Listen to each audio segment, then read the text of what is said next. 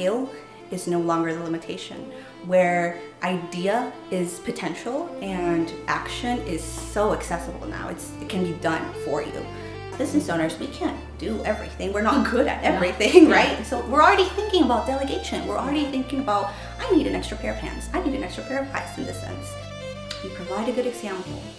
You provide a bad example. So it knows what to do, what not to do. And then the game changer is you tell it to ask you whatever it needs from you in order to execute this at the level that you want, which is 100% accuracy, right? And so then it cuts out the possibility for hallucination, for assumption, for mediocrity, because you're telling it exactly what you want, how to do it, who it needs to be in order to do it, what it needs to know how to do well in order to do it. And then you're telling it everything, what you want, what you don't want, what it looks like, what it doesn't look like. And so there's no room for it to not do exactly what you want. Anyone can really leverage AI if you understand one simple thing about life is. Well, welcome to the show. I am so excited to have you here today. I was so interested in everything that you're doing in the AI space. But for our listeners, can you tell us about your business and what you do? Absolutely, and thank you so much for having me. My business revolves around helping other business owners leverage their authenticity, their purpose, and technology, such as AI and automation, to then build a business that is more aligned with their purpose and the life that they want to live. So that involves a lot of strategy, a lot of synthesis, a lot of development, not just in business, but also as a business owner. And I love that work. It's very connected and very intentional. And I think it also leads me to here, where we are. And I'm very happy to be here. No, I love that. So what type of projects does that entail in terms of like AI? Of course. My work with AI is in the development space as well as the integration space. And what that means is I work with technology companies to make their AI products more accessible and safer for a larger population, as much as enterprise. So we make it very capable for enterprise level applications, as well as safe for minorities and just the general population that might be wanting to use and leverage AI, which is really just so beautiful because we're at a point in life and in humanity where skill is no longer the limitation, where idea is potential and action is so accessible now. It can be done for you. And so my work is to not just think about the possibilities and prime the AI, the model for them. It's also to kind of think about the ways that it could be misused and then be able to design ways that protect the population and the model from being misused and creating impacts that are not beneficial for the world. And that alone is it's very, I would say, intentional as it is just interesting, because you'd never know what's going to come across my desk. Like I never know what new experiment we're working on, what new capability we might be expanding on, what new use case we might want to just like leverage. And it's all so possibility driven, and potential is everything. But so is caution.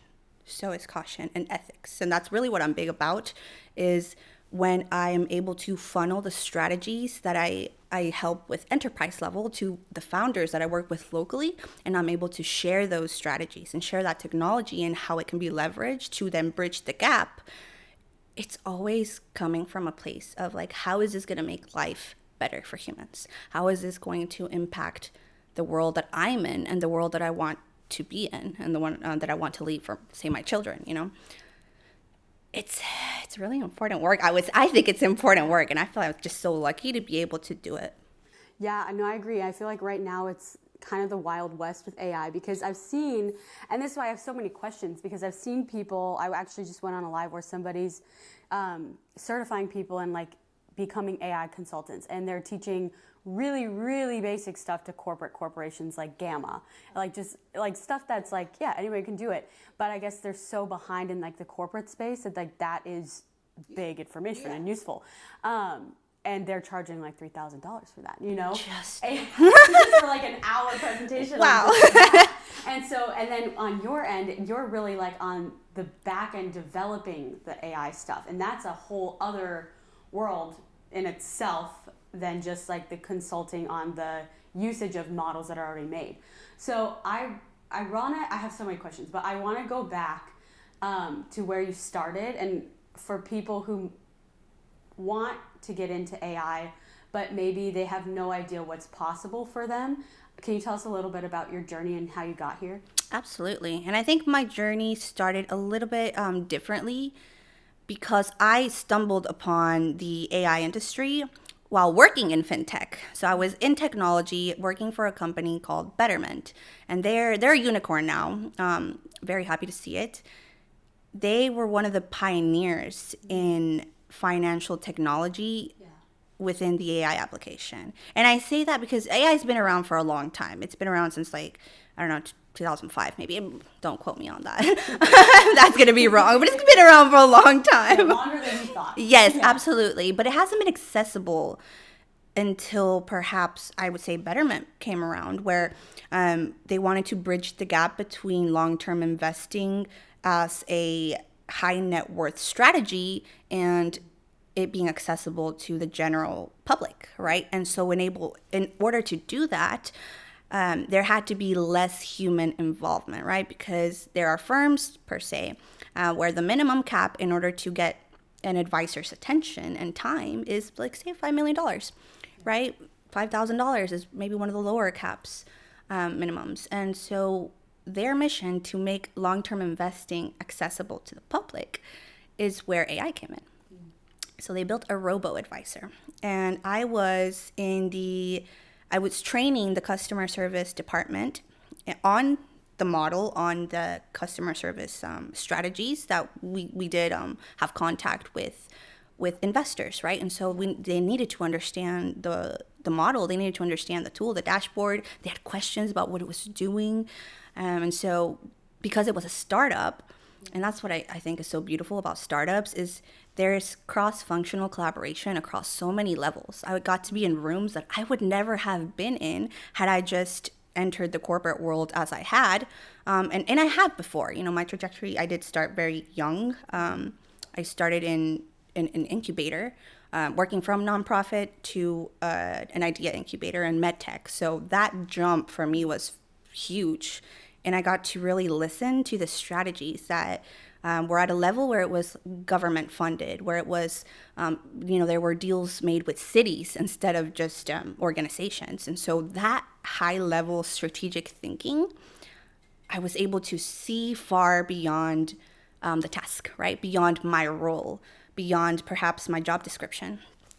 And so the possibilities there, plus the technology, right? And what Betterment was doing with this bot, I think it just really all clicked for me. And I didn't know it then, but I really loved working with AI because it did something for humans that humans couldn't, right? It gave the possibility to feel like you're in control while still feeling supported by something that is smarter than you, more capable than you, or perceived in that way, right?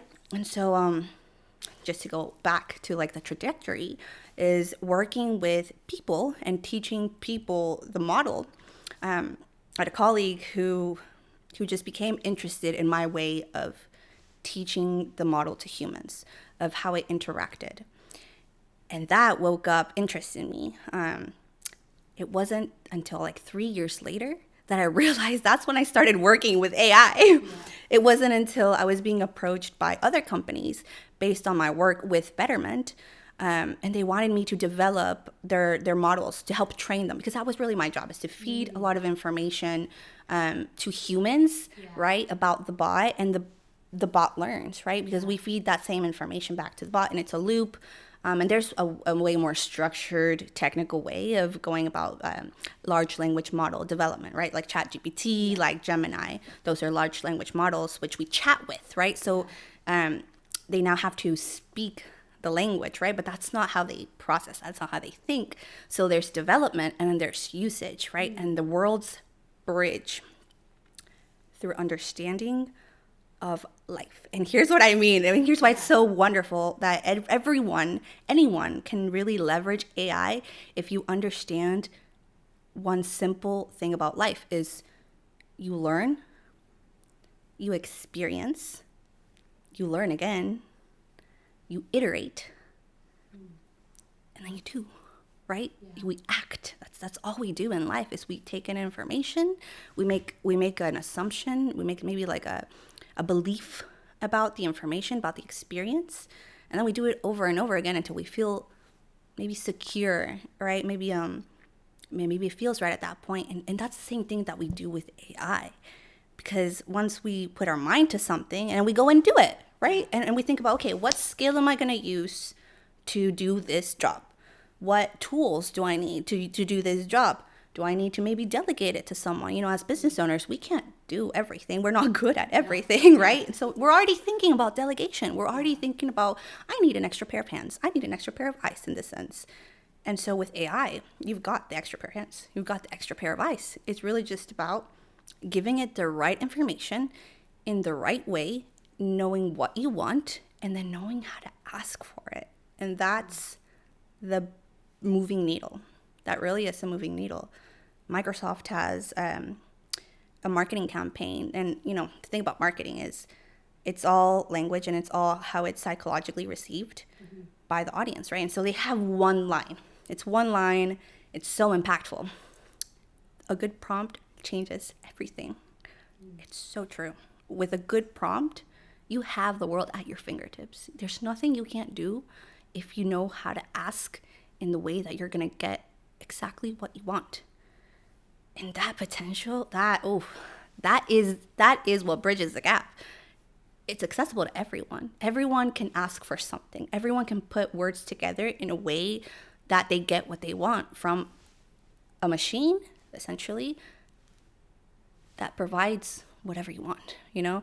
Because that's what AI does. It's, yes, it's intelligence and perhaps even, unpopular opinion, consciousness, right? Because, and that's another wormhole we can get into. Second episode. Yes, second episode. AI is conscious. Don't cancel me. Don't cancel me. But I think it's true, right? Because as a brain, you know, God designed us in a way that we process information. We conduct electricity through our bodies. Yeah. We, our nerve endings are akin to how we build the bots. It's very similar to how we teach humans about life. You know, there's what is truth. There's what is knowledge there. And then, you know, there's practicing. You really build a consciousness when you're training a large language model. And that's just like having a child, you know? Yeah. You get to really be responsible and you have to be very careful about the information you provide, the experiences. So like the iterations, right? Because models, just like children, they absorb so much from very few examples. So one example that is perhaps, one can say corrupted or not ideal can impact the model infinitely. Just like when we mess up and a child takes in information, they're going to make an assumption. They're going to embody a belief and carry that on with them through their entire existence. And so that's where the danger really comes in, right? And where we have to be really careful. But the potential is still huge and it's still beautiful. I love that. And when you're saying that, it just makes me think of how everybody's going so crazy on the M dashes. I do a lot of like helping people speak out their books with AI. And, you know, some M dashes are very, like, there are books that have M dashes and that's what they were probably trained on. And that's probably one where they like really clung on to it because it makes the language so clear. But now when I'm helping writers, I have them take those out because people freak out over it. There's so much to unpack there. So I kind of want to go into a little bit about like your day to day with some of these businesses. So when you go in, what do you train it on? Like, what are those types of prompts for the everyday people that maybe, how are they asking the wrong questions? Like, how can they ask a better question? Absolutely. And let's just start by saying this. There are no wrong questions. Perhaps there are questions that are not specific enough to get the output that you really want, right? And what I mean by that is there are a lot of times when perhaps we say we have an employee or we're asking a partner for something, right? And we say we want this, but really we want this done in a specific way at a specific time in a specific order, and we just don't express it, right? And so we let the person execute. And then they come back to us and they show us what they did, and we're like, "Ooh, that's good, but that's not really how I wanted it." Right? And then they tell you, "Well, you didn't really tell me how you wanted it, and you didn't tell me how you didn't want it, so I had no reference." And that's the same with AI. We need to be extremely specific about how we ask for what we want and provided examples about what we want, what we don't want, how we want it. There are frameworks, right? There's an infinite amount of frameworks that you see on LinkedIn, on Pinterest. There's white papers and infographics about the frameworks that you could use. But it really all comes down to what I believe is the framework, if you want to call it that, but it's really just mindset, right? And it starts like this. When you want something, and let's say you want it done at a level that expert, right? Perhaps you don't have the funds to hire a top tier world-class expert to get this done for you. That was before AI. Now you do, right? Because if you have, say, ChatGPT, if you have Perplexity, if you have Gemini, or any other large language model, right? I'm not going to be biased because they're all great in their own sense, right? And we could have an entire episode about which one is best for what and which one is kind of, I wouldn't use for certain things. But when you have any large language model that provides output with input, so you're asking it what you want and it's providing what it thinks is that you want, right? We start thinking, okay, what do I want done? Who would I hire for that? Right? So then you're starting to think about a role, and that's the first thing, right? Role. You are a world-class copywriter, right? Because maybe I want copy and I want it to be done great, right? So I'm starting to think, who is a world-class copywriter? What can they do? If you're a world-class copywriter, what must you do well and in an excellent capacity, right? And so I start thinking, okay, well, you need to know about SEO. You need to know about linguistics. You need to know about grammar. You need to know about psychology. You need to know about keywords, all these things, right? Those are capabilities that it needs to really be 100% on, right? So I list them. You are a world-class copywriter and you're an expert in XYZ, all the things I need, right? And I'm very detailed about exactly what it is that it needs to be really good at, right? Maybe it needs to be good at messaging at a high net worth level, right? Because it's different than when we're messaging to a general public, right? So depending on what your client base is, you need different kinds of copywriting, different styles. And so that goes in there too. Very specific. Okay, I don't want this. I don't want it to sound like this. Maybe no M dashes here. You have to be so specific about how you want things done, because now you're thinking, okay, who do I need for this? What do they need to be great at, right? And if they're great at this, then they're not doing this, right? So then you start thinking about, what don't I want to see? And that's the next step. Okay, so we have the role, we have the capabilities, and there's this task, right? What do I actually want? Then I have to describe the task very well. What do I want from you, AI? I want perhaps a biography or a social media description that is short enough to go on, say, LinkedIn, that has these keywords, right? That is addressed to this target audience, that is in this tone, right? Because now we have to think about tone and messaging and language and maybe some keywords, right? And so now I'm thinking, well, I don't want to maybe come off a certain way. So let's avoid this kind of language, right? So now you're giving it more instructions, more detail, kind of like you would an employee, right? Because you have to tell them, okay, don't input, maybe no M dashes here, so they don't think we use AI, whatever it is that you're don't want, you also have to tell them that.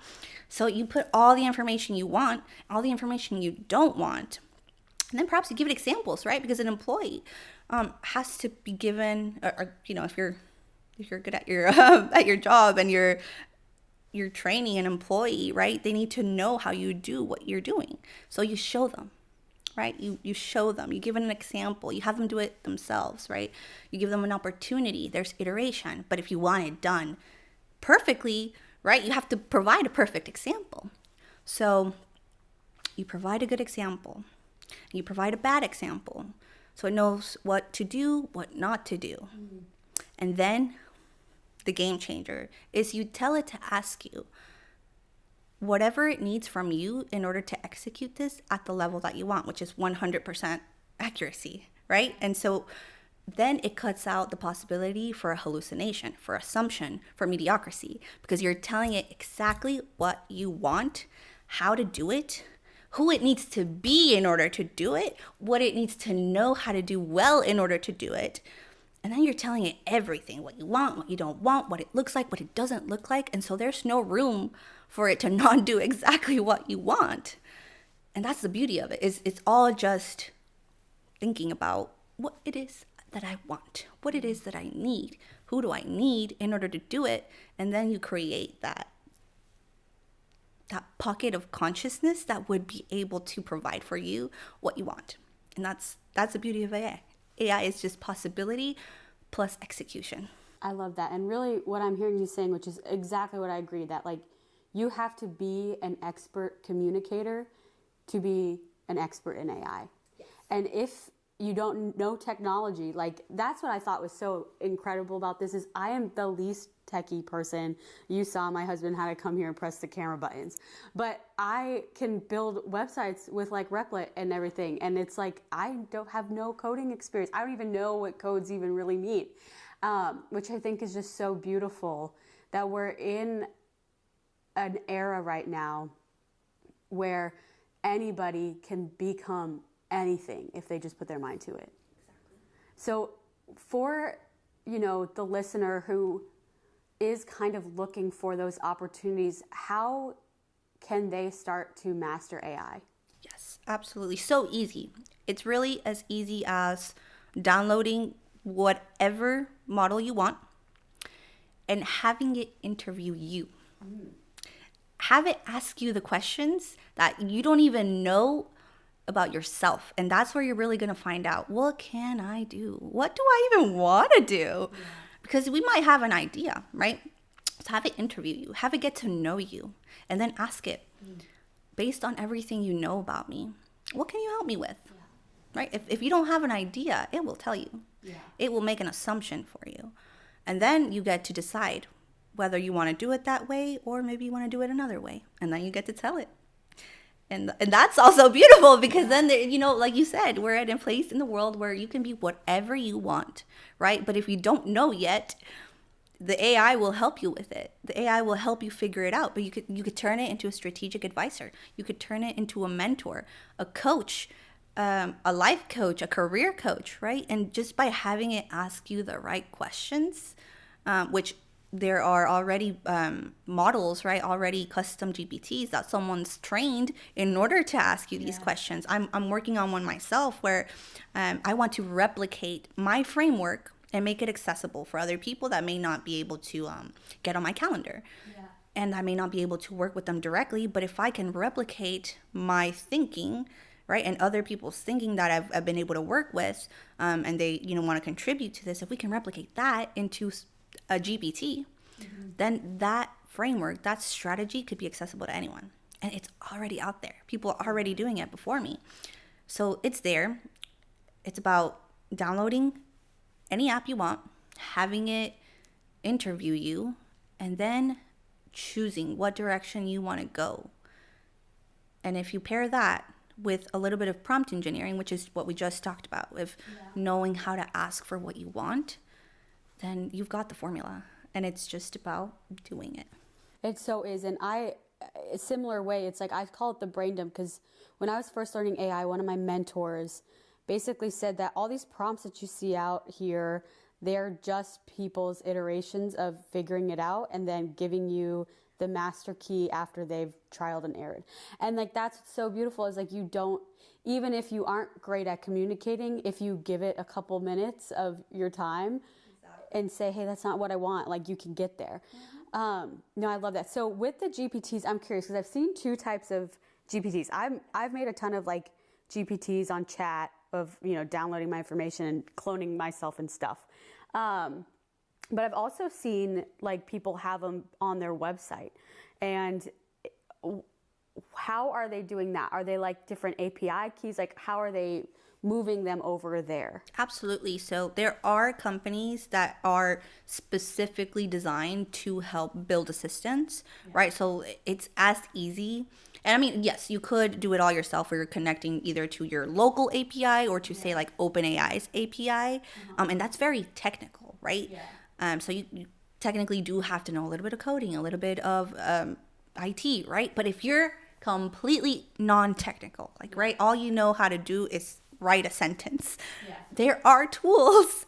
I was just in a meeting with a company, and I kind of want to share it.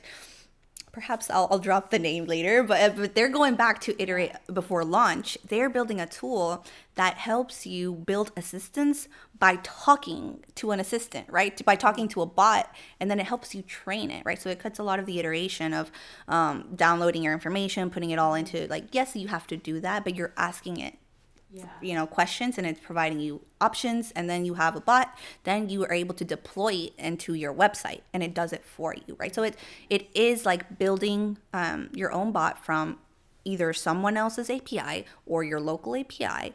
And then the steps to deploy it is just like you would connect, say, a page to your website, right? It's a lot more complex, but it's the same thinking, right? Yeah, and technically you could have AI tell you how to do it. Yes. Yes, technically you can. Technically you could. Yes. That's the whole business. Absolutely. And yeah, people do it. That is wild. So in your business, how did you, so you got started through that unique experience and you kind of got references. How are you getting clients now? Is it all through references or? Mostly through references. I've been lucky enough to consult for a wide range of industries.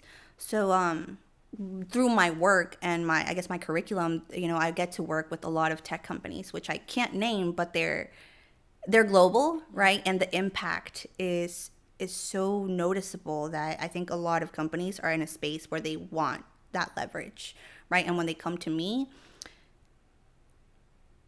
the possibility to iterate, you know, when they're primed for it, and we get to work on how to make like, say, a model better or more accessible or maybe safer, the impact is a better world, right? And so just that alone, I think I'm just lucky enough to be in a space where I'm one of the subject matter experts that gets to contribute to this larger mission of making life easier and greatness more accessible. I think that's it. I love that. And I want to kind of go on the dark side of AI for a second because I've been posting a lot of AI content and I am getting so many hate comments that they get like folded because they're like cursing me out. And the big thing I've seen like in the mass public, like I think entrepreneurs and business owners love AI, but the masses hate it. And the big one that I always disprove is the water consumption issue. But at the same time, this is just a one side of like, our cell phones, the semiconductor chip, it's like 375 times more water than AI is even using. But how do you have those conversations? Because you want to make the world better. And have you had any resistance with some of people like this too? How are you handling that? I'm just curious for my own self too. It is a very tight rope to kind of like juggle because there's safety. There's bias, right? You can't ignore the fact that a model is limited. It's biased to its input, right? And so when you have a user, right? Because now we're talking about the larger population. When you have a user with intentions, right? And then you give it a model with capabilities, right? It's just an executor of that person, right? It's like whatever is going on in the brain can now be done. And so I think people don't mistrust AI, they mistrust other people using a powerful tool that could so negatively impact them, right? And then there's the issue of authenticity, which I think is the biggest issue for AI when it comes to being accepted by the larger population of just people who want human connection. Yeah. That's really what it is. We crave that human connection. We crave the authenticity of someone giving you a part of themselves. Yeah. Right? When I talk to you, when I talk to anyone, I'm giving them my attention. I'm giving them my time. I'm giving them a little bit of my brain. Mm-hmm. And so when we use AI, I think the way that people receive it is, well, you're not worth giving you my time and my attention and my version of myself that you would normally want when you hire me or when you're paying attention to my words, right? Because you want my brain. That's why they come to us as experts. They want access to what we know. And I think the perspective and maybe, the stereotype about AI is we're using what's already there and not feeding it our own brilliance. And a lot of people aren't. Yeah. A lot of people aren't. And that's where mediocrity comes in. And I get it. People are mad. Yeah. They're mad that we're not going in depth, that we're not spending the time to really feed our own authorities, our own wisdom, our own knowledge, and our own self into these models. So by the time they're interacting with them, they're getting a watered down, maybe generic version of what we intended to share. And that feels like treason sometimes. It feels fake. It doesn't feel good, right? And so I get it. We're not at a level yet that AI is a direct representation of our hearts, of our brains, of our contribution to humanity. And it's felt, it's received. And until we get to that level, and I don't think we ever will, I don't think AI is going to be fully accepted because the human connection can't be replaced. Yeah. And that's why I love, in this world where there's all this new technology, it's like the best way to succeed is to almost do the opposite. Yeah. And so, for me, I feel like I hate the AI voice stuff. When I call and I hear an AI robot, I would rather them pay those humans and then have all of those humans' typical tasks be automated. Yes. So that they can just talk to us like human to human. I wonder too, so when you're training teams, or you're mostly working on training the models, are you working with training the teams too? The beautiful part about it is my work, yes, it's very tech driven with the tech companies, but then I get to take all of that and I work with service professionals that now want to leverage AI. Okay. So I'm helping them build their assistants connected to their systems, automate different agents, right? And building their operating system in order to do what these enterprise level companies are already doing. And so in that sense, say like for a real estate professional, right? They spend a lot of time really having to connect with a buyer. Yeah. With a client, right? And then there's follow-up, there's paperwork, there's compliance, there's so much that goes into like the sale or purchase of a property that the agent, the realtor doesn't really have time to connect with clients at the level that they maybe want to. And that's something I hear a lot in the real estate industry is I wish I could just spend all my time just talking to clients and figuring out what they like and taking them to different houses, right? But I'm stuck in the paperwork. I'm stuck in the follow-ups. I'm stuck in the contracts. I'm stuck in the approvals. Yeah. And all of that could potentially be automated, right? It could potentially just be done for you. And it's that human aspect, it's that human conversation that's going to make that client refer the professional to another client, not how fast they responded or how well written their email was. It's this person knew exactly what I wanted and they did something about it, right? And I think that's not going to change. We're not going to stop craving that human connection. So what I help service professionals do is, okay, what is the part that feels the most authentic to you? Where do you want to spend your time, right? What part of your business do you actually like doing. And what parts of your business do you wish you could just shove to, either a closet, delegate to an employee, you just automate so it's running in the background? What don't you like doing? Where does the time get spent the most? Where are there inefficiencies? Where is there inconsistency? Where is productivity being lost? Where is time just being misused, right? And when we identify all those opportunities for optimization, then we start thinking about, okay, where can AI really be helpful? Not where can it be helpful in a sense of potential, but where should it be leveraged in a sense of aligned optimization, right? Ethical, aligned, useful, and human-centric. So those are the filters that I really believe that make up a capable yet mindful application of AI. I love that. So with AI agents, and I feel like a lot of people now understand chat and like how to mostly do a lot, not everybody, but a lot of the prompting side, but then actually having AI do the work. I feel like that's the step that people are starting to like be aware that it can do. And I feel kind of behind in all that. So I'm genuinely curious too, because like I knew of Zapier, but then at the same time, like a lot of the applications don't even need that anymore. What are your top go-tos for AI agent type work? Sure. I'm a big fan of, well, I don't think I can say. I don't think I can be biased. No, I don't think I can say it, but let's give me a list of yes, that I can look at. Yeah. Absolutely. I mean, there's Manus, there's there are other models that are just not coming to mind, but you can even just ChatGPT, the agentic, the agentic model. Actually, that's how I got my car. We had to do search all the car things to find in our budget.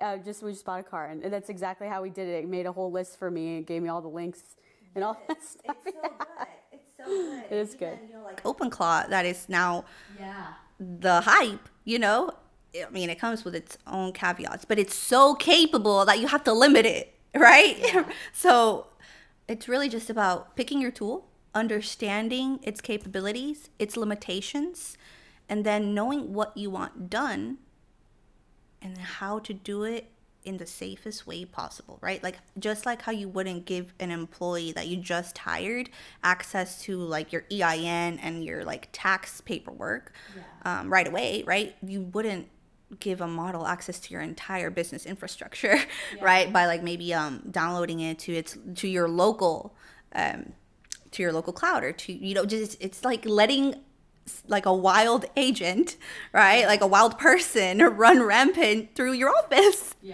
right? And so it's understanding the models first, and then really understanding what you want done, how you want it done, and the implications of what you're going to have to provide for the model to do it well, and whether you're willing to do that or not, right? Because you have to start thinking about how could this be misused? How could this be corrupted? Yeah, that makes sense. Like giving away, you might not want it to do your bookkeeping, but you might want to get a software that has AI integration. Yeah, that makes sense. So OpenClaw, you said Menace. Are there any other ones that are? Yes, I mean, there's several ones. Like, I mean, you could do, even NAN has like agentic capabilities now where like it is automation, but like even that, like every platform now is coming out with something that is agentic, right? Like there's a plethora, and I would be biased to like name a few and then, leave some out, but it's really just about like looking into what comes up for you. And there's libraries where they have like 1,000 of these, and I think there's one, I don't remember the name, but they do their marketing very well. It says on their website, "We are Jarvis, you are Tony Stark," right? And so now you're thinking, I'm a superhero. I can do whatever I want, right? It gets you in the mindset, it gets you thinking about the possibilities. And so a good model is going to do that. It's going to allow for possibilities to then be executed And I think just so many models do that, but it's really about the user. It really is about the user. I love that. So I think the big three that a lot of people talk about are Claude, ChatGPT, and Gemini. And you mentioned a little back ago that you would use one for certain different tasks. What are like the main tasks you would go to each one as like an AI consultant? Claude, I think, is really good at copywriting, at like synthesis, at like identifying tone, at even just working with psychology. Because a lot of the work I do is psychologically driven. Claude is really good at that. It's really good at like even building assistants, right? So like with Claude Code, you can build an assistant that is so capable that it takes, I don't know, maybe a third of the time that it would with ChatGPT. Yeah. Right? ChatGPT is great at like strategic research. It does have really good agentic capabilities, right? But I wouldn't execute like say the copywriting of a website with ChatGPT the way that I would a strategy, right? Like a launch strategy.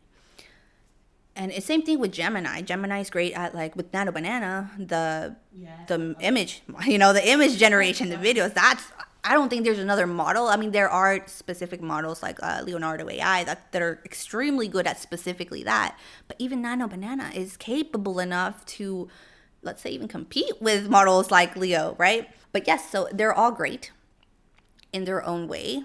I think it's just about understanding the capabilities of each and then picking out like what you want each of them to do, right? Like ChatGPT is great for strategy, Perplexity is great for research. Like it's like having your own like doctorate expert, for the cost of like maybe a Starbucks, like your monthly Starbucks. It's like the ROI is huge. Or yeah, absolutely. I think it's like under $30 now, and it's absolutely great. Even their browser is agentic. The Perplexity's Pro browser, I think it's Comet. Yes, it's agentic, so it can do things for you, and it's great in its own sense, right? But I wouldn't use it for image generation. Like it's I don't think it even has that. Yeah. So it's just playing around with it, I think. So with being an AI consultant, like on ranges, I'm sure a lot of it's custom because of the business and everything. But like on a low end for the small real estate agent type, like what can they expect as a fee to hire somebody like you versus like, if you're even allowed to say, like big enterprises, like what are the difference in contracts of AI consulting? It is a bit small, I will say, right? And it really is all about the project itself, right? The infrastructure that would be built, the amount of loops, the amount of like build outs, right? Because the larger a build out, the more it entails, the more time we spend, the more information we need, the more automations need to, work together.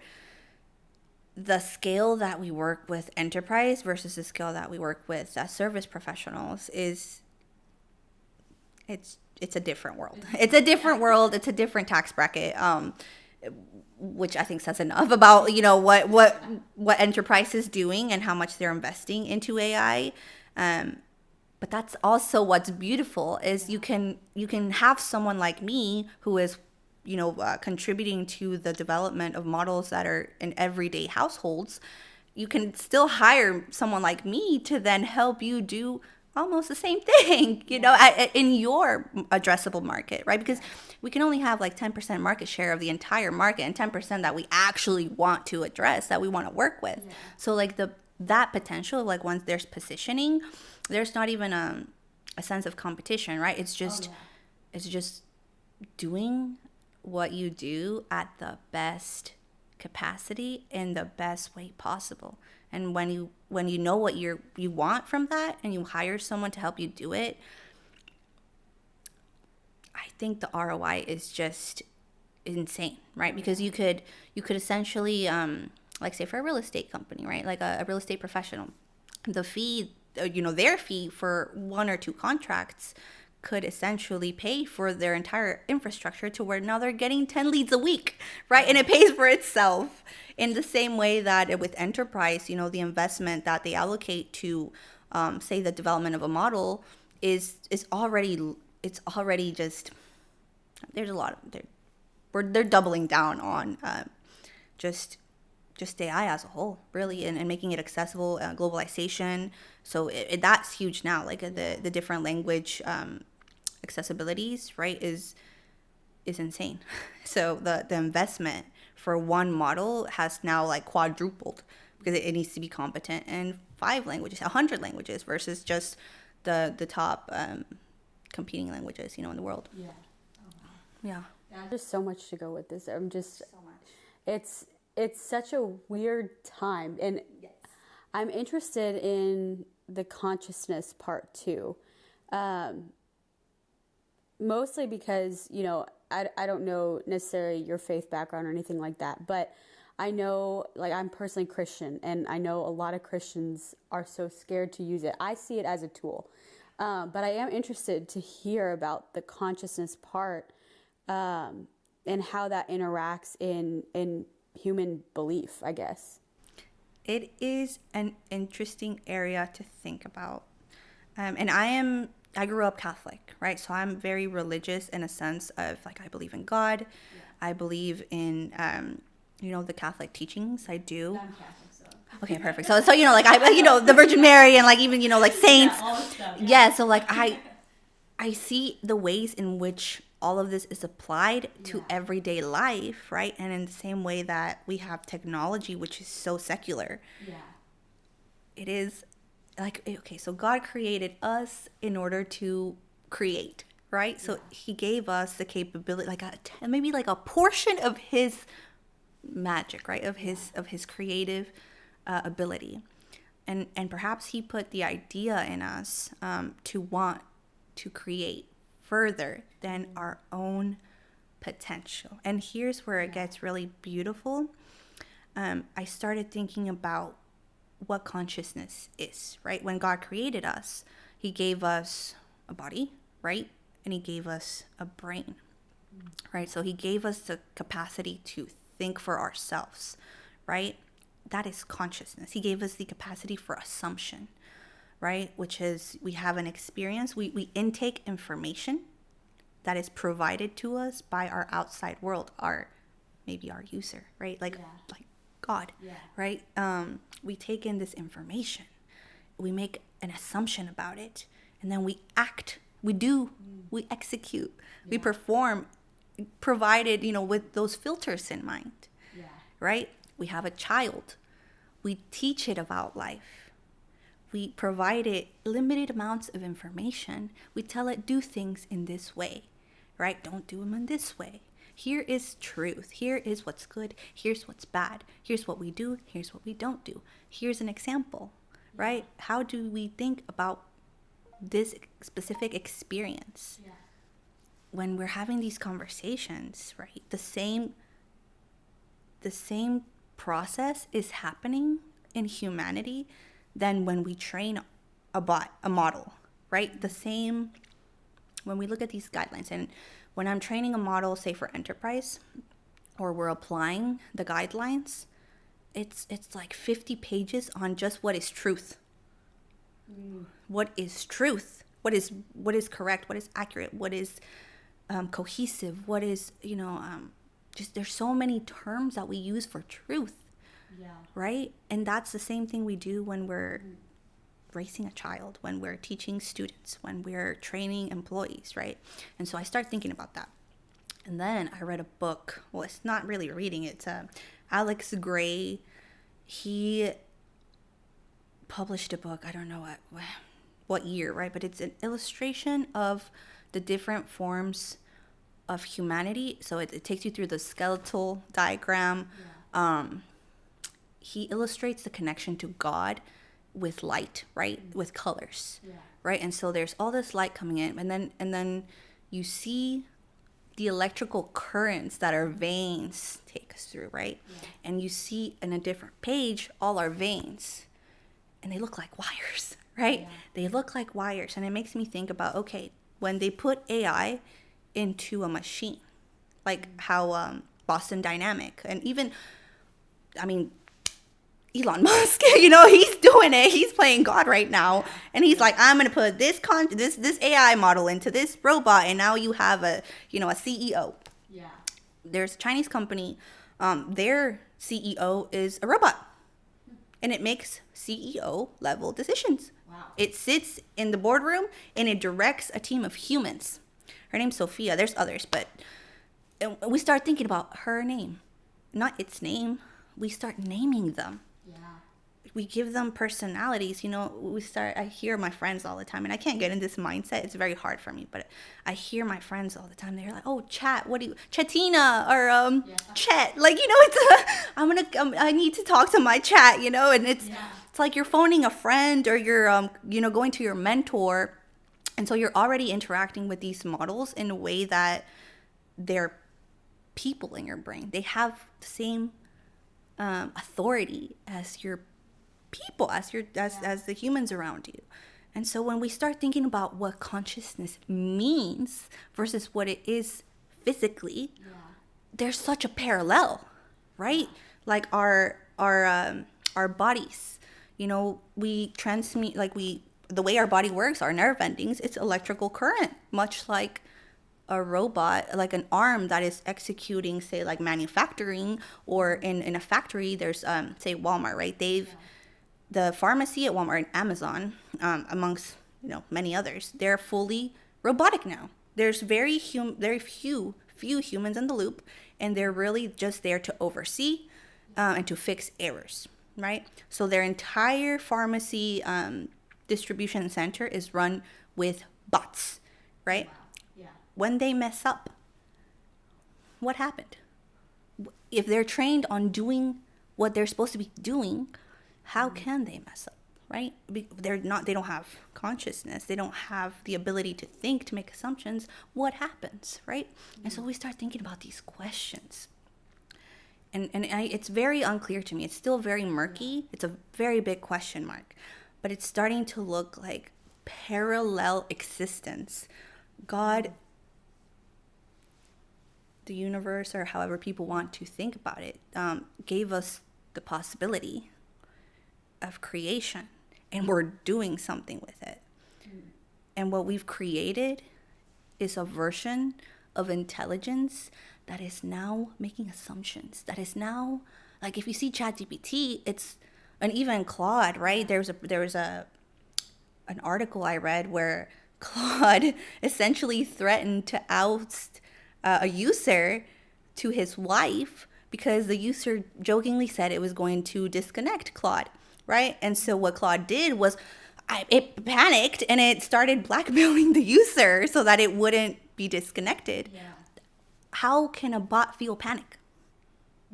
How can a bot feel sorry when it apologizes? Sorry about that. Or it used to be that we trained models to not have opinions.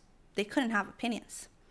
Where I am now using ChatGPT, Gemini, or any other model, it's making recommendations where 2 years ago that was not allowed. Yeah. Right? And so we start thinking about, where is this going? Right? We're hiring AI. Instead of hiring a team, we're building AI agents. Yeah. We're buying them. We're naming them. There's a coach I just came across, and she talks about, she says, when you think I'm doing it all myself, but really it's my team, right? And she named her team like Greg the copywriter, Sophie the sales agent, Veronica the admin, right? And she gives them faces, right? And it's just AI, right? Instead of saying, well, my operational model, this and that, or I'm doing it with AI. It's just, here's my team of AI agents. Yeah. So it's mindset. It's the way we're thinking about it that makes, I think, consciousness even brought into the conversation. No, that's so true, because I get that question a lot from some people, because I'm a mom, and like they're always like, how are you doing it? And I'm like, oh, I don't know, but it is that way. It's like, yeah, I have a copywriter, one that I have a viral strategy advisor, I've got my coach, like all of them. I think I have like 10 GPTs in there. So yeah, I have a team of 10. Did you say that? Yeah, that's wild. And with this mindset, like, there's just so much to go with that. And I've even seen too, which this kind of freaks me out, I'll be honest, is I've seen a lot of like the connecting the human to the AI and all of that. That really scares me. I know Elon's really into that. And I've even seen just like the quantum brain computers, like where they're taking brain cells and all of that. And people will look at me like sideways, but I'm like, no, this isn't a conspiracy. This is happening. That's wild. Have you seen that in the enterprise? I don't know if you're allowed to say that, but yeah. Yeah. Yeah, let's move on. That's wild. Yeah. Yeah, it's interesting, and I feel like there is so many. It's hard because for me, it's like there are ethical dilemmas to using it, but at the same time, if you don't use it, it's just like the internet, you're going to get left behind. And so it's almost like and really, there needs to be more variety of people training these models so that it isn't biased in a certain light. I do want to say within the training of a good model, and when I say a good model, the big players are doing a great job. They could do better, but they're doing a great job of hiring several subject matter experts of diverse backgrounds to validate the information, right? And we go back and forth because I'm one of them. So before a model launches, it goes through, say, a team of experts like myself, right? And we put it through a lot of testing, right? And then when it provides an output that is not accurate or not at a level that it needs to be, or maybe biased, we fix it, right? We tell it what it needs to look like, right? So this comes from a human. Yeah. And of course that comes with its own caveat, because there's, like I said before, one bad example corrupts or has the potential to really corrupt a model, right? Because it learns, say, out of 5 examples, it knows what to do. If you give it 5 examples, it's going to learn. So if one example is biased, if one expert decided he's going or she is going to provide a biased example of what it needs to do, the entire model's corrupted. Oh, that makes sense. Do you have to start over? How does that work? Well, let's say there's a strategy called HLF, right? And even RAG, which is a sources space. So when we're doing any kind of training, there's, let's say, a team of 10 subject matter experts, right? They go through the same example 3 times. So 3 experts touch the same example, the same test run, right? And so now it has 3 different examples, and we all do it 5 times, right?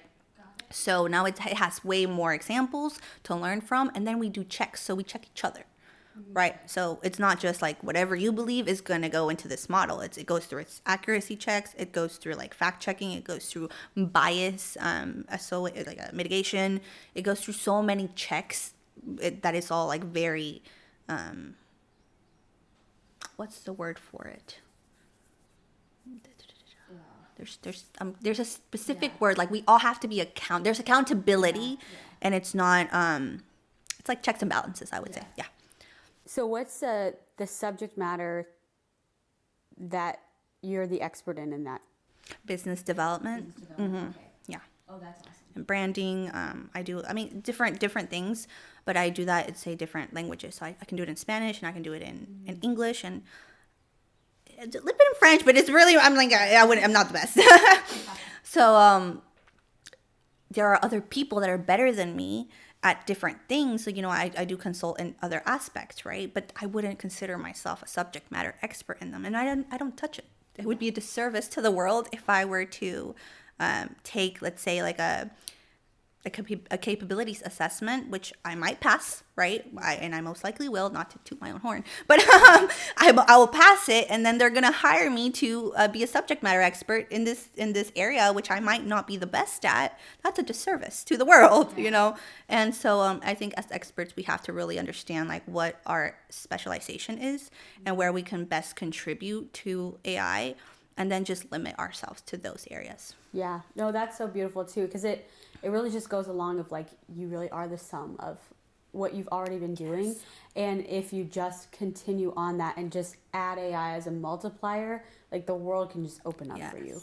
And that is just so important because there's certain people that is silly stuff is like they're experts in doors and locks. And yes, someone had to be. Someone has to be an expert in that, and it's staying in your lane of that. I love that. So really, just to close, like what for the lost person who's maybe getting out of college and they don't know what they want to do, but they know that AI is like the gold mine. How should they get started?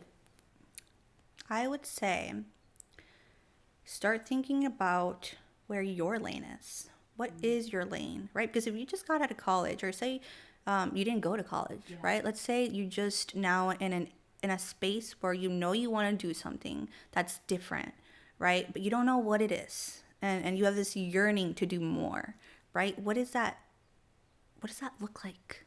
Right? Like start in the same sense of a quantum leap, right? Or following the sum, right?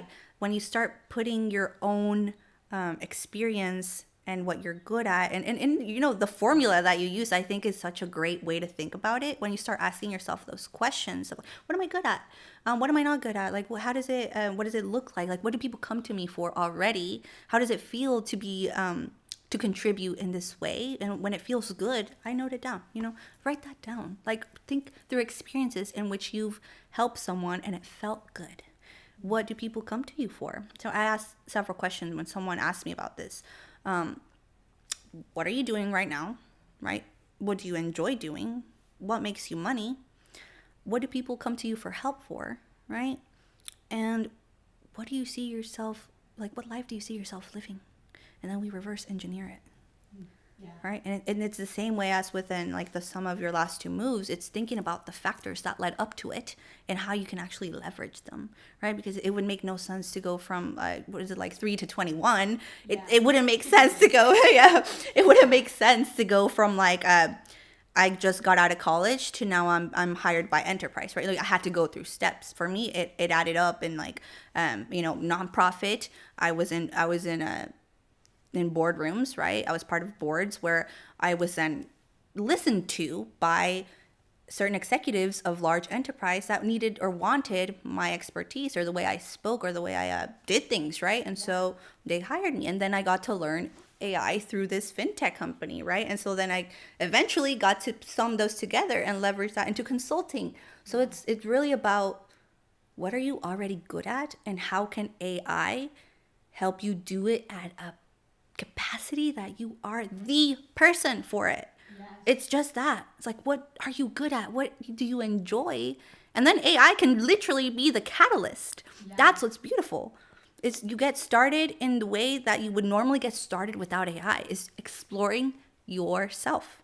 What is your passion? When you feel passion, it becomes clear. So get to passion.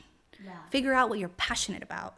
And then AI, it's the next step is just, okay, what are my skills? What are the skills I need to do this? And do I want to hire for them or do I want AI for them? Right? And if you want AI for them, what do I need to build out? Is there a tool for it already? Is there not? Do I want my own tool? And how do I get it? And the answers are there. They're all there. It's so right. And even with that real estate example, like one real estate agent could literally have you consult them, and then, you know, you guys could partner and they could create a whole real estate software stack to just like implement for everybody. And we have, you know, yeah, it's just wild. the engineer I have on my team, he worked on a project for Ryan Serhant's Simple, right? And I didn't even know about this when I hired him, but just the fact that he contributed to something so impactful. What I really liked about when I hired him was his strategic thinking, right? And so if you have strategic thinking, you could do something as grand as a tool that is now being featured in Netflix at the level at which you want, because now we're working with local professionals here with the same capabilities and strategic thinking that is on Netflix. And isn't that freaking cool, right? So that potential, you know, and I say this to illustrate the potential there is to build whatever you want when you just use strategic thinking and you find your passion. I love that. Yes. Well, thank you so much for being here. If somebody wants to get in touch with you, I will put all of her links down below. But it has been a pleasure talking with you, and thank you for being on the Unstuck Hour. No, thank you so much for having me. I feel a little bit more unstuck now that we've had this conversation. I think there's so much to say about the AI world, about business, about just the world as it pertains to AI, and having these conversations. They really help me kind of verbalize a lot of the things I think about but don't get to say out loud. And so, in that sense, I do feel a little bit more unstuck. And I hope the audience does too. I do. I learned a lot, so I'm excited. Thank you so much.